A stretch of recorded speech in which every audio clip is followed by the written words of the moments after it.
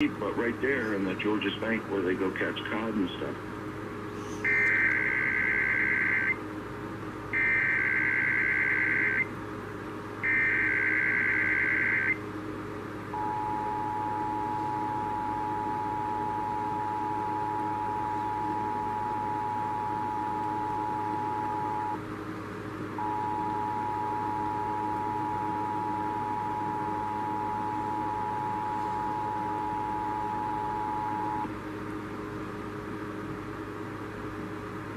This is a coordinated monthly test of the emergency alert system by broadcast stations and cable systems in your area.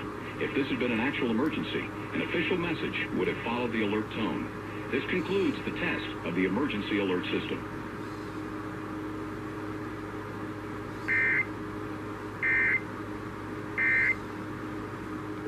It's just everyone knew.